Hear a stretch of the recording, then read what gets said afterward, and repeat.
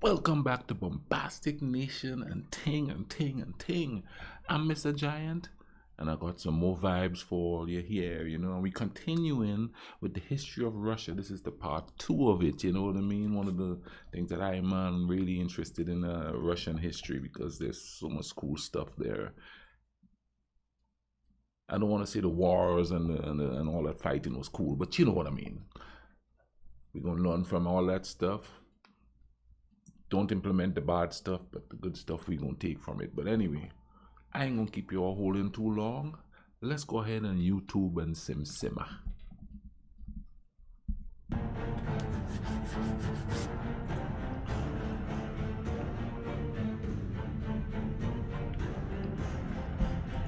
In 1612, Russia was in a state of anarchy. They called it the Time of Troubles. The people were terrorized by war, famine, and plague. Up to a third of them perished. Foreign troops occupied Moscow, Smolensk, and Novgorod. But then, Russia fought back. Prince Pozharsky and a merchant, Usmaninin, led the Russian militia to Moscow and threw out the Polish garrison. Since 2005, this event has been commemorated every 4th of November as Russian National Unity Day.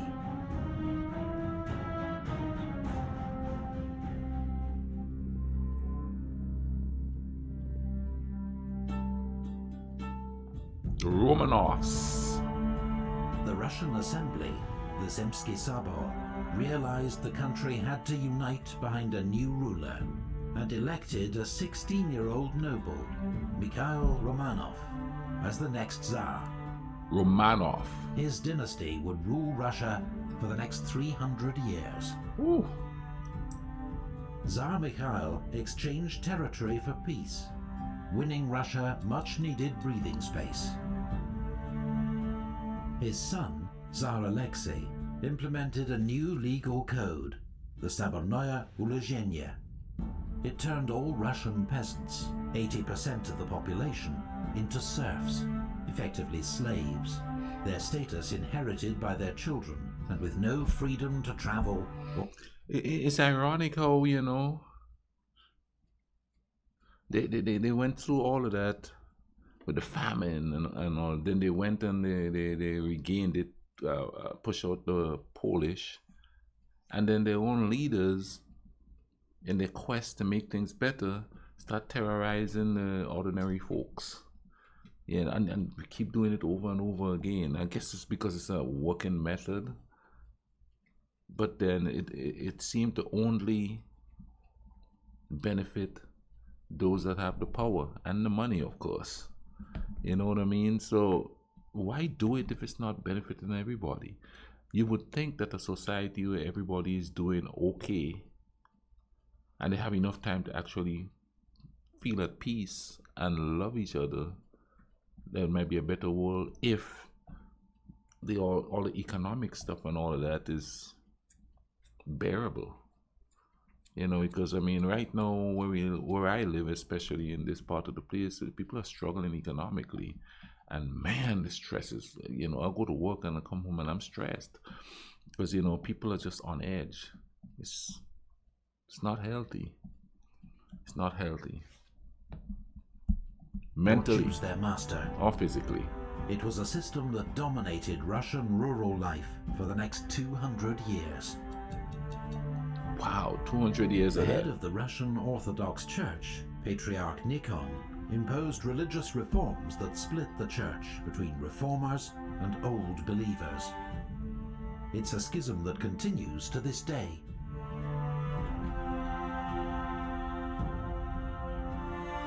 Ukrainian Cossacks, rebelling against the Polish-Lithuanian Commonwealth, recognized Tsar Aleksey as overlord in exchange for his military support. It led to the 13 Years' War between Russia and... Seems like somebody in the comment section said that Lithuania was not a place or anything like that at the time. Comment down below. Tell me if that's the case. Because I see it says Poland, Lithuania. And someone said that, that's not really a fact there, that they weren't around at the time. I don't know. Hit me up in the bottom and tell me. And the Polish-Lithuanian Commonwealth. Russia emerged victorious, reclaiming Smolensk and taking control of eastern Ukraine. A revolt against Tsarist government, led by a renegade Cossack, Stenka Razin, brought anarchy to southern Russia. It was finally suppressed. Razin was brought to Moscow and executed by quartering. The sickly but highly educated Fyodor III passed many reforms. He abolished Mesnichestva, the system that had awarded government posts according to nobility rather than merit, and symbolically burned the ancient books of rank. Now we have a human in the died Bible. aged just 19. His sister Sophia became Princess Regent, ruling on behalf of her younger brothers, the joint Tsars Ivan V and Peter I. After centuries of conflict, Russia and the Polish-Lithuanian Commonwealth signed a treaty of eternal peace. Russia then joined the Holy League in its war against the Ottoman Empire. Sophia's reign also saw the first treaty between Russia and China, establishing the frontier between the two states. Like 1689. Peter the Great. Peter. At age 17, Peter I seized power from his half-sister Sophia. Peter became the first Russian ruler to travel abroad. He toured Europe with his Grand Embassy, seeking allies for Russia's war against Turkey and learning the latest developments in science and shipbuilding. The war against... See, when we travel, we learn. And that's the thing, you know what I mean? We should travel and learn from each other, but learn from each other so we make it a better world for everybody. You know what I mean? Or at least most of us. At least most of us, because some of us are still secluded and we don't want to be bothered with. And I totally get that. If you don't want to live up in the jungle and don't want nobody bother you, let's just leave them. Let them live. But, the travel and the learning of different things, and then bringing it back home and trying to implement it into your culture without, changing the culture of where you live and stuff like that, just to make things better. Turkey was successfully concluded by the Treaty of Constantinople. Russia gained Azov from Turkey's ally, the Crimean Khanate, and with it, a foothold on the Black Sea. Peter made many reforms, seeking to turn Russia into a modern European state. He demanded Russian nobles dress and behave like Europeans. He made those who refused to shave pay a beard tax. Oh! Peter built the first Russian navy, reformed the army and government, and promoted industry, trade, and education. A beard tax. In the Great Northern War, Russia, Poland, Lithuania, and Denmark took on the dominant power in the Baltic, Sweden. The war began badly for Russia with a disastrous defeat to Charles XII of Sweden at Narva, but Russia won a second Battle of Narva before crushing Charles XII's army at the Battle of Poltava. On the Baltic coast, Peter completed construction of a new capital, St. Petersburg. The building of what would become Russia's second largest city among coastal marshes was a remarkable achievement, though it cost the lives of many thousands of serfs. The Great Northern War ended with the Treaty of Neustadt. Russia's gains at Sweden's expense made it the new dominant Baltic power. 4 years before See, he his went death, out and he learned all that Peter stuff was and he came back declared home. Peter the Great, father of his country, emperor of all the Russias.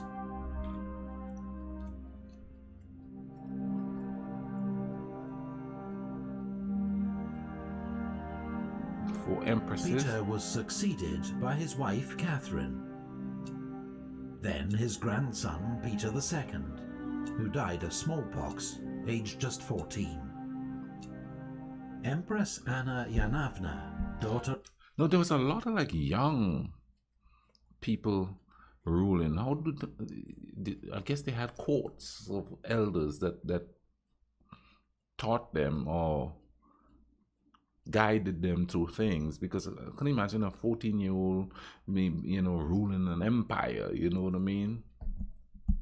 Of Peter the Great's half-brother, Ivan V, was famed for her decadence and the influence of her German lover, Ernst Biron.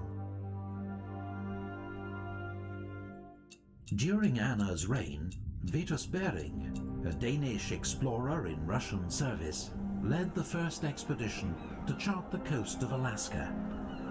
He also discovered the Aleutian Islands, and later gave his name to the sea that separates Russia and America. The Bering Straits. After Anna's death, her infant grandnephew Ivan VI was deposed by Peter the Great's daughter Elizabeth. Ivan VI spent his entire life in captivity. Wow. Until age 23, he was murdered by his guards during a failed rescue attempt. Elizabeth, meanwhile, was famed for her vanity, extravagance, and many young lovers. But she was also capable of decisive leadership. In alliance with France and Austria, Elizabeth led Russia into the 7 Years' War against Frederick the Great of Prussia.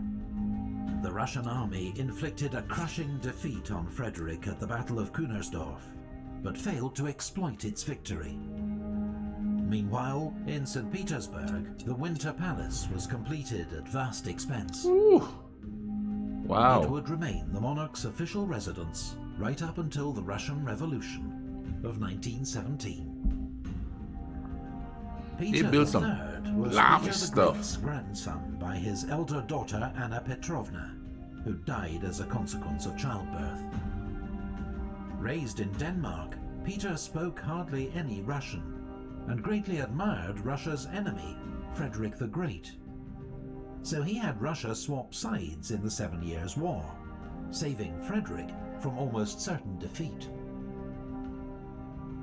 Peter's actions angered many army officers, and he'd always been despised by his German wife, Catherine.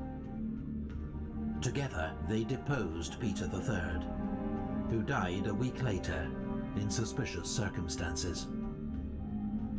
His wife, Catherine, became Empress of Russia. Her reign would be remembered as one of Russia's most glorious. Okay. Epic History TV depends on donations from its fans through its Patreon. Okay.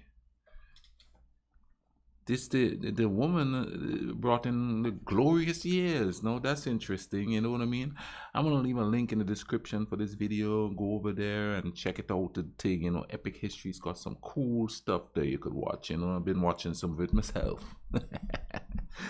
But you know what I mean? Wow.